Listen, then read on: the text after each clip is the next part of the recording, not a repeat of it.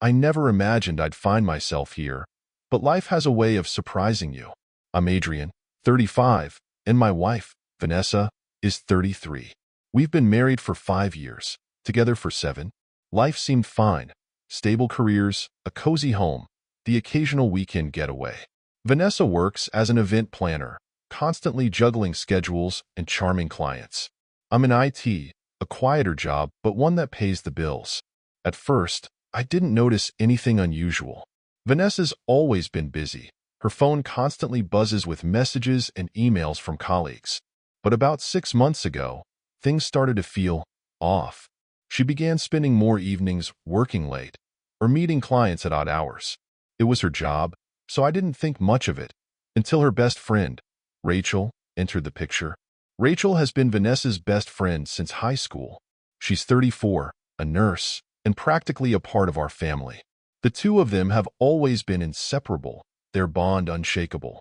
Rachel would visit often, and we'd all share laughs over dinner or movie nights. She'd even joked about being the third wheel in our marriage. But lately, Rachel's visits seemed to coincide with Vanessa's absences.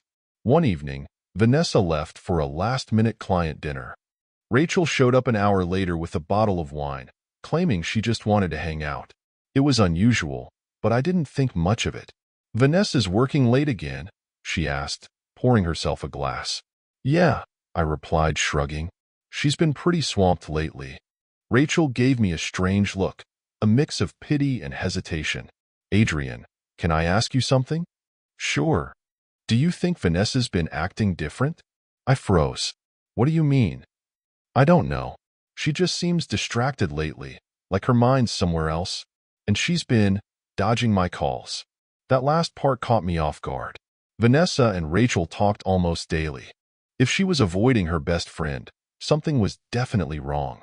The first real red flag came a few weeks later. Vanessa was in the shower when her phone buzzed on the nightstand. I glanced at the screen and saw a message from someone named Mike, event planner. The preview read, "Last night was amazing. Can't wait to see you again." My stomach dropped. I'd never heard of a Mike in her circle of work contacts. I stared at the message, debating whether to unlock her phone. But before I could decide, Vanessa stepped out of the bathroom.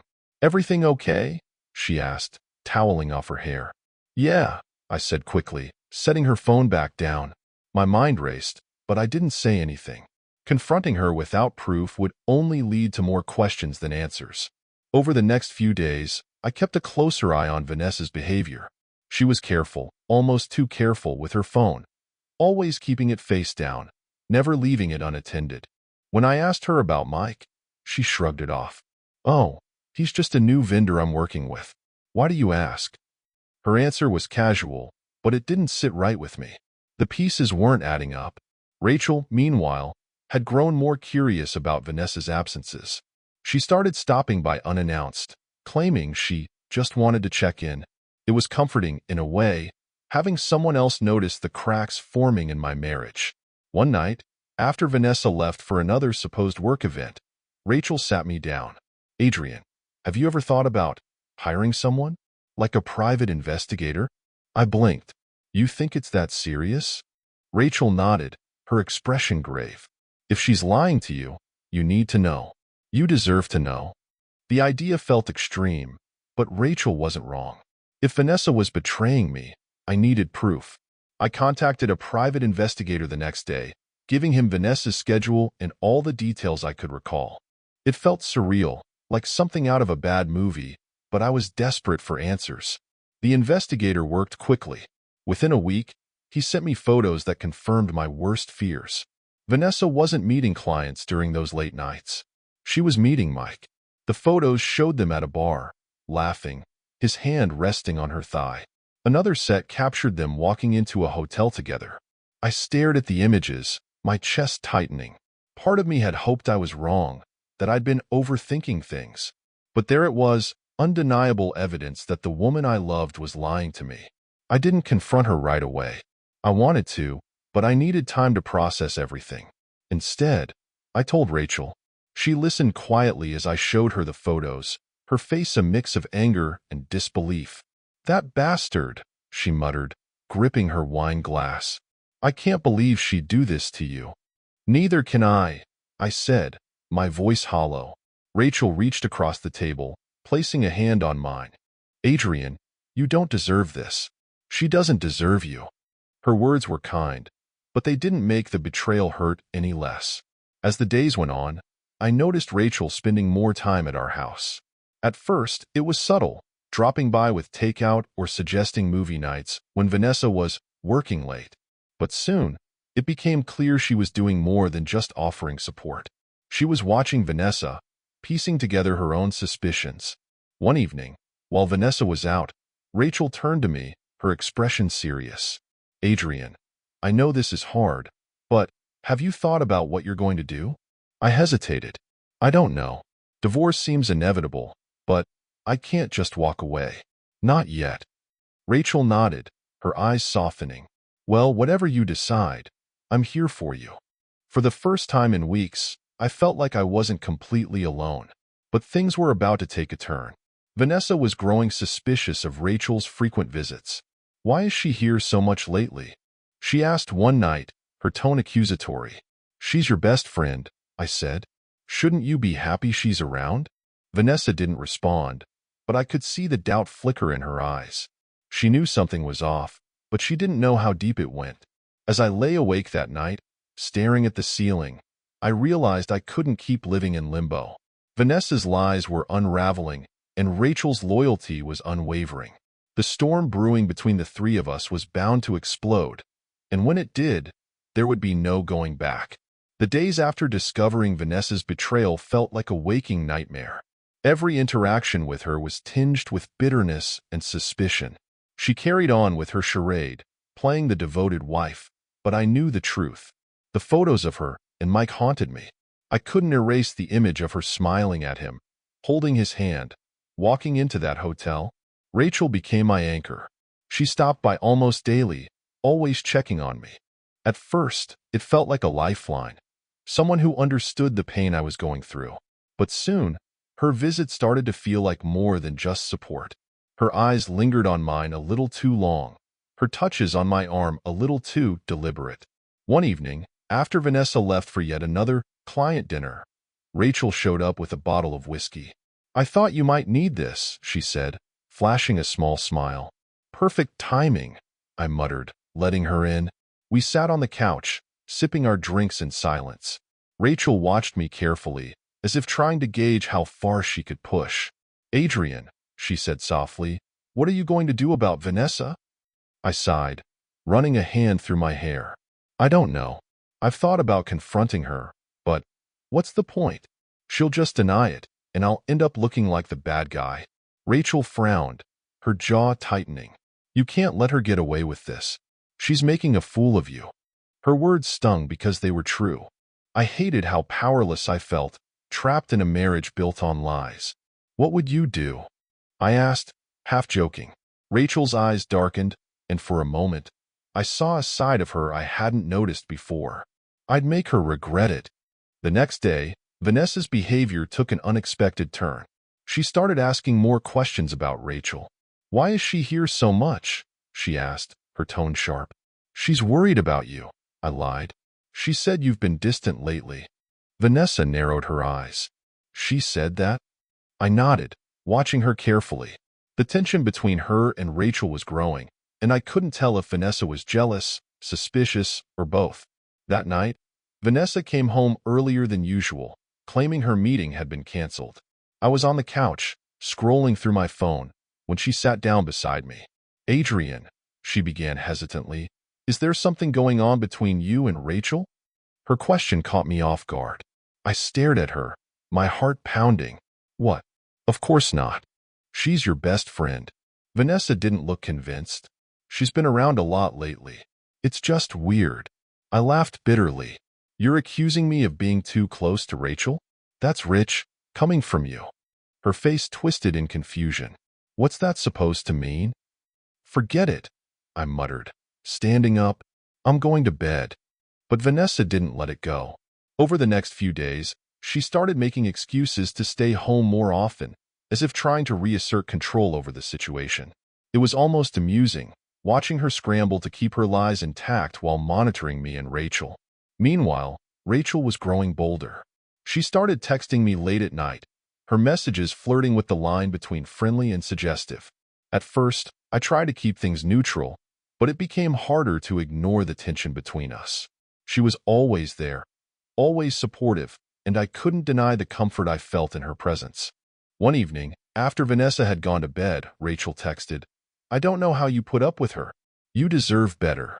I stared at the message, my chest tightening.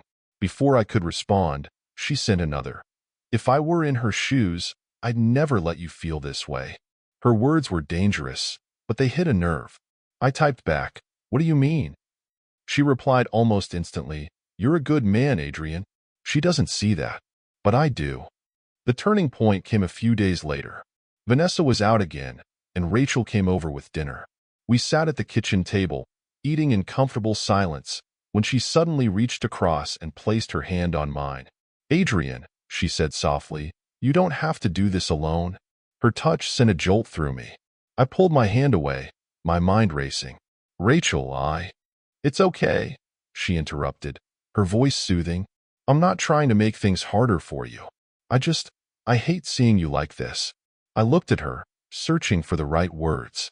But before I could say anything, she leaned in and kissed me. For a moment, I was too stunned to react. Then I pulled back, my heart pounding. "Rachel, we can't." "Why not?" she whispered. "Vanessa doesn't deserve you. She's out there with someone else, and you're here, suffering. Let me be there for you." Her words were intoxicating, but they terrified me. I stood up, putting distance between us. "I can't do this," I said firmly.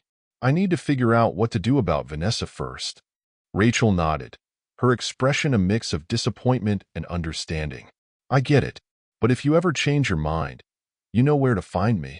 After that night, things between Rachel and me grew tense. She didn't push, but the unspoken tension was palpable. Vanessa, meanwhile, seemed oblivious to the storm brewing around her. She carried on with her lies, her absences, her carefully crafted facade. But I wasn't the same. The cracks in our marriage had widened into a chasm, and I couldn't see a way to bridge it. The question wasn't if everything would collapse, but when. The tension in my life reached a breaking point. Every interaction with Vanessa was laced with suspicion, and Rachel's presence had become a ticking time bomb. I knew it was only a matter of time before something gave. The weight of it all, the lies, the anger, the guilt, was crushing me. I couldn't keep living like this, but I also couldn't see a way out. Vanessa left for yet another client dinner one evening, giving me the same practiced smile she'd been using for months. "Don't wait up," she said, grabbing her purse. I watched her walk out the door, the knot in my chest tightening. I was tired of pretending, tired of feeling powerless. Rachel's words from weeks ago echoed in my head. "You deserve better." An hour later, Rachel showed up at my house. She didn't call or text beforehand. She just appeared at my door, holding a bottle of wine and wearing that familiar, knowing smile. "I thought you might need company," she said.